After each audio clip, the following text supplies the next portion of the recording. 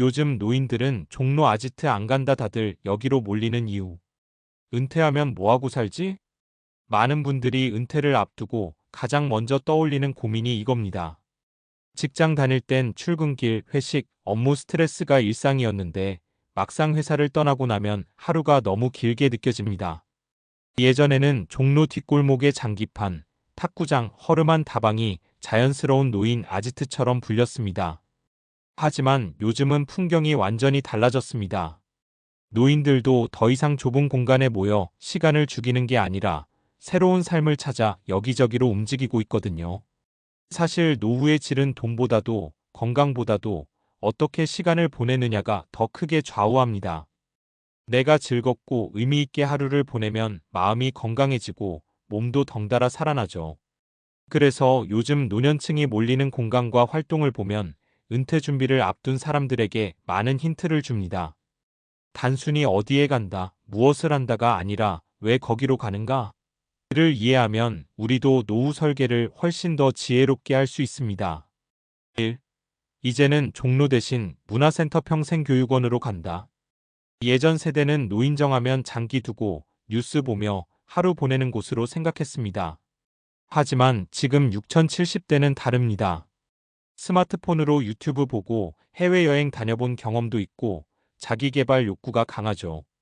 그래서 요즘 가장 인기 있는 곳이 문화센터나 평생교육원입니다.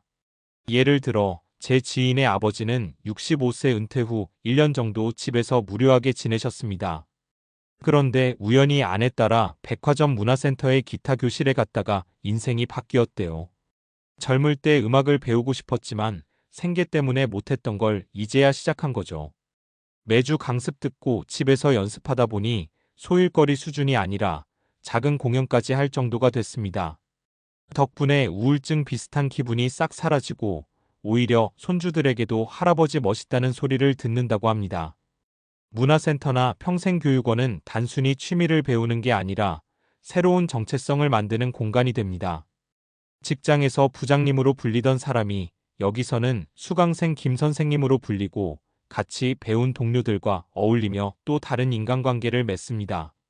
이게 바로 요즘 노인들이 종로 대신 이곳에 몰리는 이유입니다. 2. 건강 지키기의 거점, 실버 피트니스와 복지관. 두 번째로 많이 모이는 곳은 운동 공간입니다. 은퇴 후 제일 두려운 게 건강이잖아요. 돈이 있어도 몸이 안 따라주면 아무 의미가 없죠. 그래서 요즘 어르신들은 복지관 헬스장이나 실버 전용 피트니스 센터로 발걸음을 돌립니다. 제가 아는 70대 어르신 한 분은 퇴직 직후 몇 년 동안 특별히 하는 일 없이 TV만 보다가 체중이 급격히 늘고 혈압까지 올랐습니다. 병원에서 생활습관 교정을 권유받고 복지관의 실버 요가반에 등록했는데 처음엔 겨우 다니던 게 6개월 지나니 매일 운동 가는 게 생활이 됐습니다. 그분 말씀이 젊을 땐 돈 벌려고 회사 다녔는데 지금은 건강 벌려고 헬스장 다닌다는 겁니다. 운동 공간의 장점은 단순히 건강관리만이 아닙니다. 같은 나이대 사람들이 모여 서로 챙겨주고 함께 생활 습관을 다잡으면서 작은 공동체가 형성된다는 거죠. 노후 외로움의 가장 큰 해소제가 바로 이런 함께 땀 흘리는 공간입니다. 3. 카페 작은 모임 공간으로의 이동. 세 번째 흐름은 좀 더 자유롭습니다. 카페, 공유 오피스, 작은 모임 공간 같은 데에 시니어들이 모입니다. 예전에는 노인들이 카페에 하고 의아해했는데 지금은 당연한 풍경이 됐습니다. 예를 들어 퇴직 교사였던 한 여성분은 동료들과 독서 모임을 만듭니다. 일주일에 한 번 동네 카페에 모여 책을 읽고 토론하는데 서로의 경험을 나누다 보니 평생 친구 못지않은 정이 쌓였습니다. 예전 같으면 이런 모임이 종로 다방 같은 곳에서 이루어졌겠지만 지금은 카페 문화가 워낙 보편화되면서 훨씬 개방적이고 세련된 방식으로 변한 겁니다. 또 어떤 분은 작은 공유 주방을 빌려 시니어 쿠킹 클래스를 열기도 합니다. 젊은 시절 전업주부로 요리 실력이 있었던 걸 이제는 은퇴 후 자산처럼 활용하는 거죠. 소규모 창업까지 이어지는 경우도 있습니다. 단순한 소일거리를 넘어서 제2의 경제활동으로 확장되는 흐름입니다. 은퇴 준비 결국 내가 몰리고 싶은 곳을 만드는 것. 이 세 가지 사례를 보면 공통점이 있습니다. 노후에는 누군가가 만들어준 공간에 끌려가는 게 아니라 내가 스스로 선택한 곳으로 모인다는 겁니다. 종로 골목 같은 전통적인 아지트가 자연스럽게 사라지고 더 다양하고 개성 있는 신 아지트들이 생기는 이유가 바로 여기에 있습니다. 그리고 중요한 건 이런 변화를 단순한 유행으로 보지 말고 은퇴 준비의 핵심 전략으로 삼아야 한다는 겁니다. 퇴직금이나 연금 계획만 세우는 게 은퇴 준비가 아닙니다.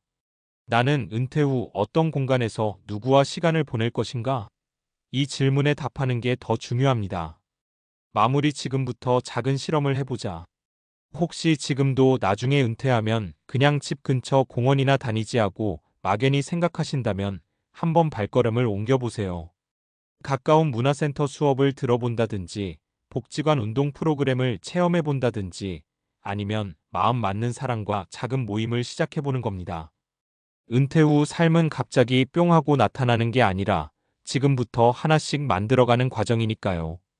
결국 요즘 노인들이 종로를 떠나 새로운 아지트로 몰리는 건 단순한 취향 변화가 아니라 은퇴 후 삶의 질을 지키려는 적극적인 선택입니다. 우리도 그 흐름을 미리 이해하고 준비한다면 노후가 두려운 게 아니라 오히려 기대되는 시간이 될 수 있을 겁니다.